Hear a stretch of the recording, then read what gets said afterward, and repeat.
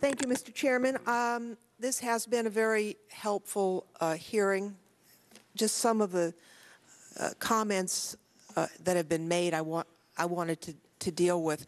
I voted against the FISA bill, but I do want to stick up for some portions of it. I very much objected to the retroactive immunity provisions of that act, but it does increase the opportunity for oversight by the Congress. And that is, if we utilize that new authority, that is going to be a very significant element in making sure that in the future activities that do not comport with the Constitution are curbed.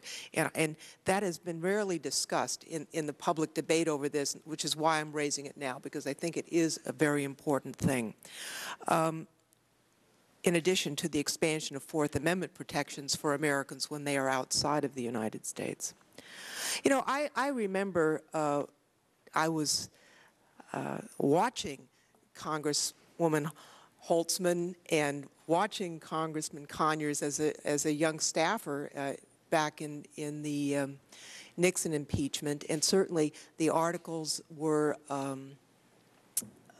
adopted as Congressman Holtzman described. But I remember that the senior members of the committee on the Republican side were really not on board until really Chuck Wiggins. I always remember the look on his face when he found out that the President Nixon had not been telling him the truth. And when the truth came out, he was an honorable guy and an honest conservative.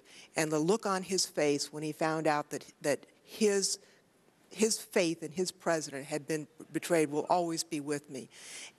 It was a bipartisan group that came together in the Congress. We'll never know whether the full House would have approved the articles of impeachment or not, but certainly you can see here today that we're not in the same spot in this Congress that Congress was in. And so there's been a discussion of whether, as a practical matter, impeachment is a remedy available to this Congress. In addition to where we are as a committee and a Congress, there's the element of time. It is almost August, and I recall really the substantial months-long efforts to acquire evidence and review it.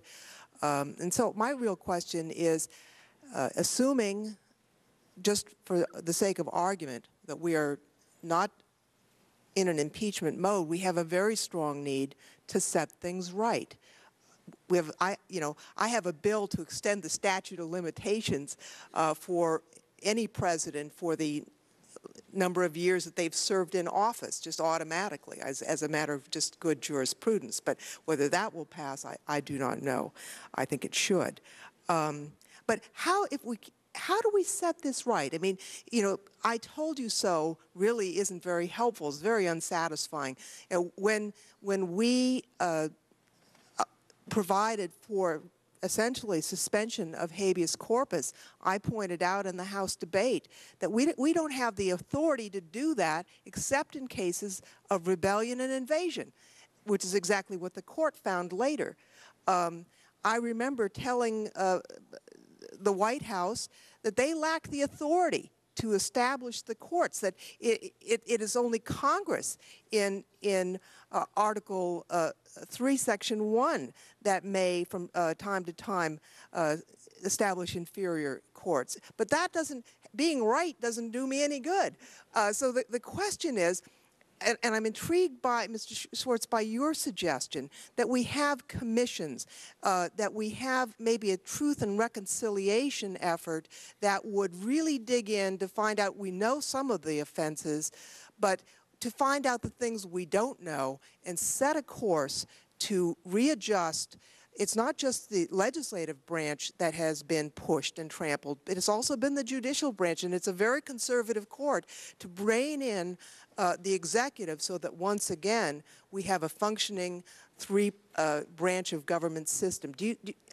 How would we enforce the findings against the executive in a three-branch Truth and Reconciliation Commission? Well, if there is such an inquiry that I believe the next Congress and the next president should promptly put in motion, then it'll have a responsible inquiry, which does take a lot of time. I mean, from the Church Committee, it took us 15, 18 months. Well, if I may, I think there's some benefit in having the commission not be the Congress, but have it to be some experts and former, acknowledged people, so it is not a partisan. It could never be claimed to be That's what I partisan. recommend, actually, that it be a something like the 9/11 Commission, where the President and the Congress appointed people from American society who understand the Constitution, who appreciate the importance of both protecting ourselves and keeping our constitutional checks and balances working.